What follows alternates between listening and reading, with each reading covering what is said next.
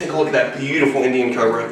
This is why he is my favorite of the 4 Indian Cobras. He's just got beautiful coloration, that yellow, white speckling breaking through the scalation, along with that perfect hood. Oh, going reverse on me. And that's why they're really good at coming in and out of burrows that are real tight, made by rats. These snakes are perfectly adapted to reverse themselves. Even if you guys are scared of snakes and this is your first time watching the channel, you cannot look at a snake like this and not think it is beautiful. The Indian Cobra is not just iconic, but it's just one of the most beautiful snakes on our planet. Whoa! Mamma mia, spicy meatball!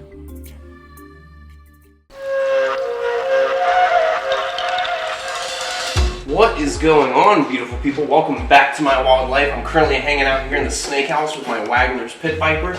This snake is from Southeast Asia, and where it's found out in the wild near creeks, on bamboo, and sometimes even around temples, this snake will always drink water off its own body or the leaves surrounding it, because out in the wild, this snake would rather wait in the trees for months on end to wait for rainfall to hit it versus going all the way down to the creek and risking getting eaten by another snake, maybe something like a crate or a king cobra, because in Southeast Asia is also where you find the king cobras and our crate species that love to eat other snakes, specifically species of pit viper like this animal right here. This viper is doing really good in its new setup. We've got all these plants in here. We have isopods in here as well, taking care of all the waste from the snake, shed skin, all the above. They're like the cleanup crew coming in to eat all that waste, keeping the enclosure nice and clean with little maintenance for me to worry about. As you can see, this snake loves to slurp up that water. Oh, right into the corner of the mouth. So I'm going to make sure the snake gets a good drink. We have a lot of Indian Cobras that actually need to be cleaned today. The Indian Cobras have been shedding like crazy and they've been eating like crazy, which means there's a lot of poop in there we gotta clean. I already got the enclosures ready to go, so we'll get to that in a second, but let's make sure this Wagler's pit viper has a nice amount of water in that belly. So smart, she knows exactly where to go to hit that spout for the water.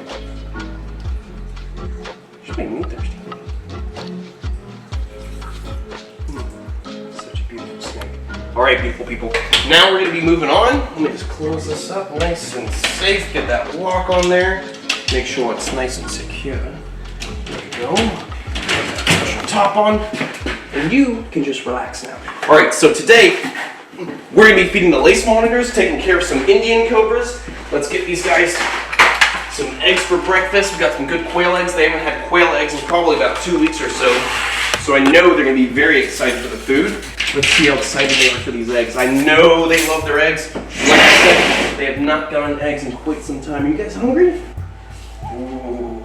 This is Jack, the Bell's Phase Lace Monitor, a beautiful naturally occurring morph out in Australia, and he loves his eggs. Watch this. He's definitely gonna be chowing down. Want some eggs? Look. Look. Ooh, look at that. Check it out. He's like, I was just trying to sleep, man, but nothing like eggs for breakfast. I'll take one. Oh, delicious. Mmm. This tastes the outside. Oh, I'll pick this one out myself.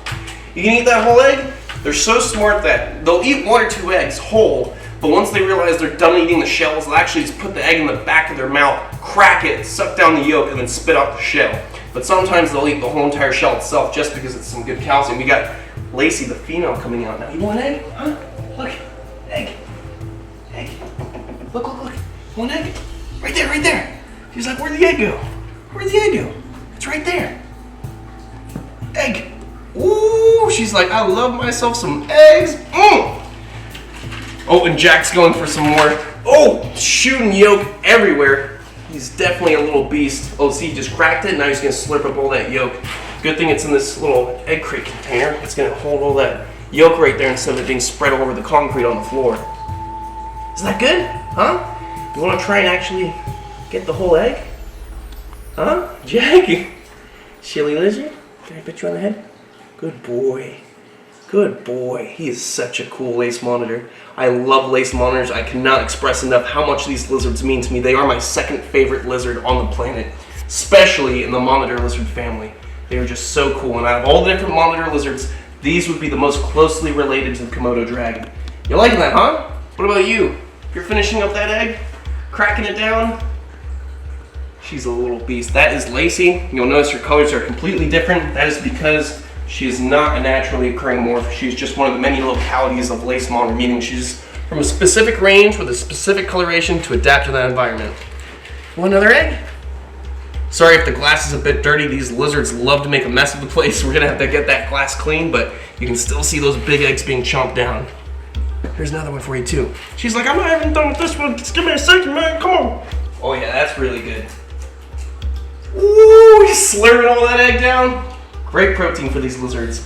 And out in the wild, all different monitor lizard species, they are egg scavengers, they are egg bandits. They will go out of their way to go into birds' nests, reptile nests, or just dig them up. Whether it's something as simple as a bird, a lizard, maybe snake eggs under a log, or maybe even being tough enough to try and steal from a crocodile. Lots of different monitor lizards out in the wild love to prey upon eggs, even if it belongs to a crocodile, whether it's in Africa or if it's in northern Australia. These lizards will take the chance to get those eggs just to get that nutrition, that good protein, even if it does mean a risk of getting chomped by a big crocodile.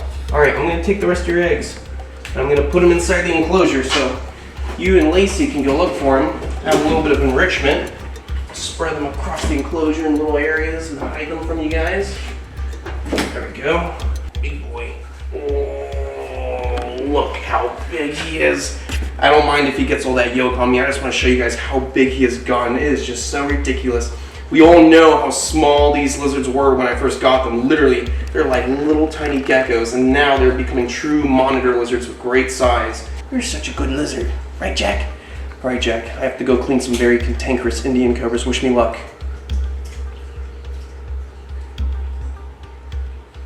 Thank you. I appreciate it. Thank you. All right, I'm gonna let you right back. All right, locked, good to go. We're gonna let them bask and enjoy the rest of those eggs. Now we can deal with these Indian cobras.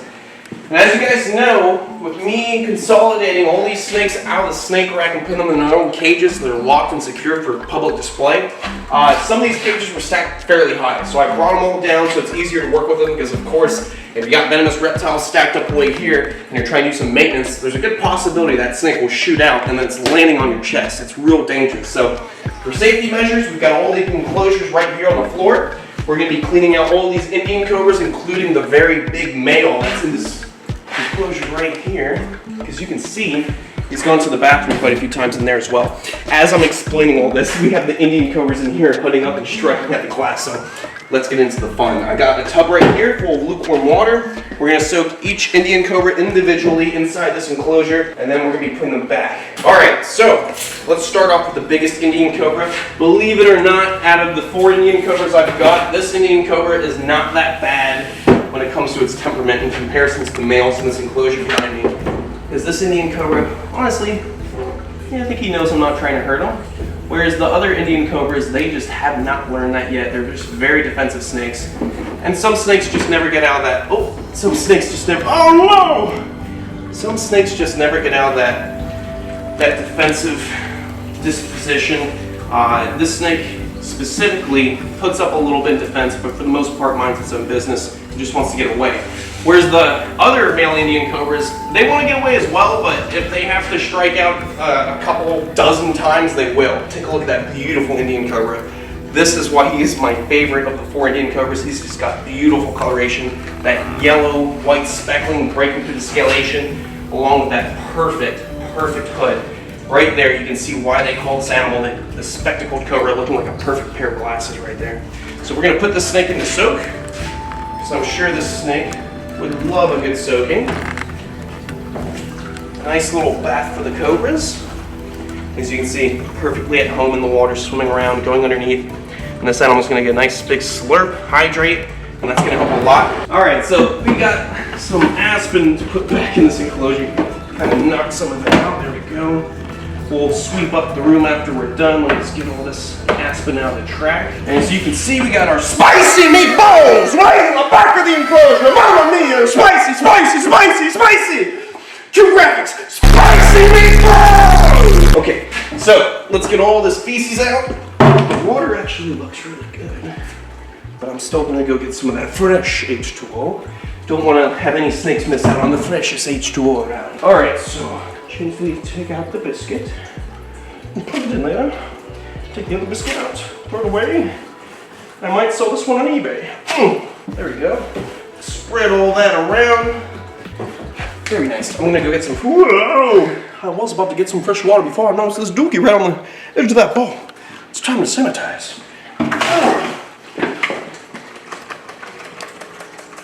Not on my watch. That's how you clean. Somebody give me a spray bottle to spray the spray bottle. Okay, just clean the bottom of that bottle. Now we're good. And now we clean the side of this water bowl. Get all that fecal matter away, because we wouldn't want any fecal near our water source. That would be disgusting. Would you drink from a water source that has fecal near the water? No. When I was a boy, I drank out of a creek and I looked up and there's a deer pooping in it. How do you think I felt? All right, beautiful people, we got fresh water, good to go. We're gonna put that right back in the enclosure. And now we can put that male Indian Cobra back. Real simple, just spot cleaning. We're not doing a deep clean because it's not that dirty. So let's take out this big, beautiful male. What are you doing? Enjoying your soak? Look at that snake. That is a beautiful specimen. Naya, a classic cobra species. Honestly, probably the most iconic cobra species out there, being so popular in India, and also being one of the snakes that were famously used by snake charmers. Now, obviously, when it comes to snake charming, there's no listening to the music and being charmed by a flute, because snakes don't have ears.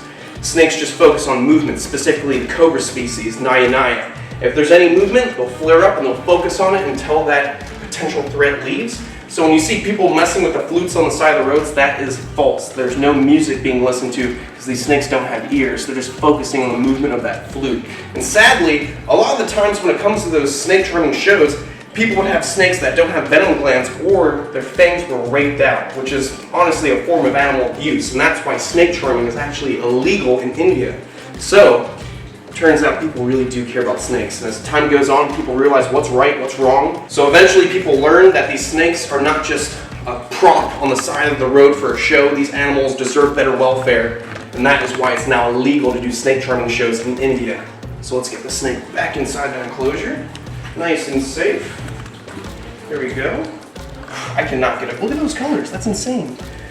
What a beautiful animal. And the other Indian cobras, they're beautiful too, but they don't look nearly as vibrant yellow as that snake right there. These guys, they have more of like a whitish speckling going throughout the scales. Now, let me see. I'm going to lock this up real quick. Nice and secure.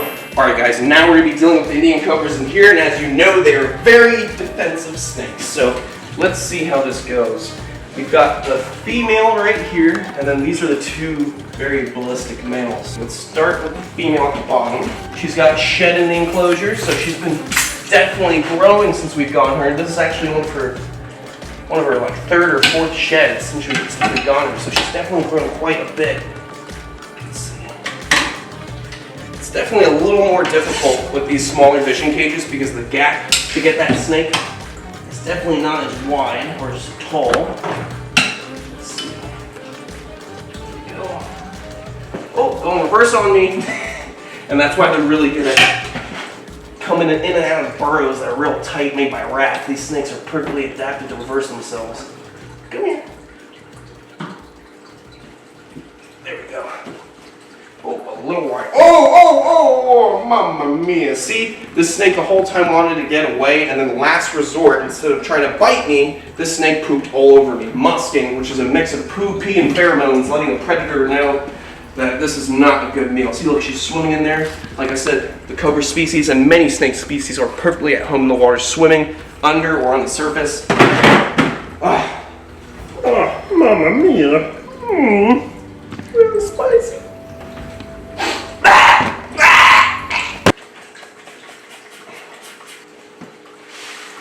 Okay, now let's get into the cleaning. We're gonna take that shed out. Oof. No good. It was actually in the water bowl, and that water's dirty now, so we're gonna get fresh water for her as well. Her shed was not a complete shed, but it definitely all came off, so that's the good part. Beautiful snakes. You can never get over the Indian cobras. No matter where they're from in India, they're just beautiful animals. No matter what, these snakes are gorgeous. Like this snake, for example, this Indian cobra has blue on the back of its hood, a bluish hue, which the other Indian cobra does not. So they're all unique in their own different ways. And they're all beautiful. Even though you're a little cranky snake, aren't you? Gotta get in there with my fingers, because I found the spiciest one. Mamma mia. Alright, beautiful people, we got fresh water, good to go. The enclosure is clean. Let's take that water bowl right in the corner for easy maintenance later on. Oh, and that's why we use a hook. She was right there at the lip of the enclosure. Let's give her a good look. You see right at the tip of the face. It looks like that's the only piece of shed that didn't come off. It looks like, yeah, it really looks like right on the tip of the face, we've got some stuck shed. And it's not necessarily stuck, but she's definitely got just one little bit of skin. All right, so the eye caps are gone. She's good to go. She just has 1 or 2 scales that haven't popped off in that shedding process, but it's nothing detrimental. It'll come off on its own. If it was an eye cap, I'd be concerned. I definitely want to take it off right now, but she is good to go, and she'll be perfectly fine. Let's get her into that enclosure and move on to the next thing. Secure! All right, next we're gonna move on to this male Indian Cobra, and then we're gonna end it with the one who just, the very excited Indian Cobra that just doesn't want to stop putting up right now. Okay. He's looking right at me. See him? Hey, buddy. Okay. We'll get you out of there. Okay. Look at that hood. Completely different from the first Indian Cobra. And this one barely has any blue on it too, so like I said, they all look completely different. Look how reactive these snakes are. But definitely snakes that want nothing to do with us. They rather mind their own business than come into contact with people. But obviously here in captivity, I have to maintain these animals, I have to handle them, and it's just part of the process. You okay, buddy? He's like, oh, so wet. I get, oh, swimming. Okay, cool. Secure, let's clean this enclosure. Get all that shed skin out of there. It's all over the place. These guys are just exploding out of their old skin because they're just growing like crazy. All right, guys, we got our fresh water. Just gonna stick that right back in there. Let's get this male Indian Cobra back in the enclosure. Hello. Pretty, pretty boy. Come here. There we go. Oh, reversing on me a little bit. Come on. There we go. Nice and smooth. Look at that close. Perfect. Secure! And last but not least, the Indian Cobra that's been waiting this whole time for us. This guy is hooded up, ready to go, ready to defend his territory. All right, so let me open the glass. Hey. Okay. Can I have your tail? Hello. Okay. No, they're so good at reversing. All right. There we go. Look at that hood. Completely different from the rest of their hoods. This one's got that bluish hue and almost a perfect set of spectacles right there. Beautiful Indian Cobra. Naya, an iconic species, an animal that I love, but also will test your love because they're just so flying all over the place. And right there in the can. There we go. Nice and smooth for the most part. We'll close it up, clean that enclosure, and we'll be done. Grab some of that spicy meatball in the back. Ooh, mamma mia, this was not on the menu today. Go Chandler, go Chandler, go Chandler, go Chandler. Let me just get that little bit of wet aspen so we can avoid mold and whatnot. If you guys are using aspen, nothing like cypress mulch. If you get it wet, you're gonna get mold. This is for your drier species that don't need such humidity in the enclosure. I'm so excited because I thought I was done. And then I look and I see there's a hidden spicy meatball right back there. You thought I wouldn't find you. Oh, there's another one. Oh, he's decorated the whole wall, the whole back wall. Merry Christmas, Happy Hanukkah, and have a Happy New Year. I thought I got one, and I got 3 right here. God bless. God bless. Oh no, not again, not again. Go Chandler. All right, we got our fresh water. We're good to go. Just gonna stick it right back in there, and we're gonna have to put this one right back in there as well. Let's hope that the snake has calmed down once taking this little bubble bath. Hey. You are just a very defensive little snake. Look at that beautiful animal. Let's get him out of there. You ready? Here we go. Such a beautiful snake. Even if you guys are scared of snakes and this is your first time watching the channel, you cannot look at a snake like this and not think it is beautiful. The Indian Cobra is not just iconic, but it's just one of the most beautiful snakes on our planet. Whoa! Mamma mia, spicy meatball! And that's why you guys watch. It's intense. It's intense on the channel. But that's why I love for you guys to click onto this channel. If you guys don't love snakes, you click on a channel like this. Oh, and you learn how spicy they can be. Mamma mia! But besides what just happened there, you look at the hood of that snake, you look at its coloration, and you just fall in love with it. You don't have to go out into the bush and mess with deadly venomous snakes to appreciate them. Just knowing that these animals are not out to get you. They're just beautiful animals on the planet. They're very important for our ecosystems. Don't go in your own poop. They're very important for our ecosystems, and they play a very important role in managing our rodent population. So don't forget, if you don't like snakes, think about what they're valued as. An animal that helps us manage our rodent populations, an animal that helps keep our human population healthy. These animals make sure that those animals don't get into our homes. Oh, I hear you. Let's get the snake back into its enclosure so it's nice and happy. Right in there. It's okay. Right in there. There we go. Nice and smooth. We'll lock that up real quick. Beautiful people, I hope you enjoyed this episode. It was a very spicy episode, I can tell you that. And I hope you guys learned something. Even if you don't like snakes, you can appreciate them for what they are, what they do for our planet.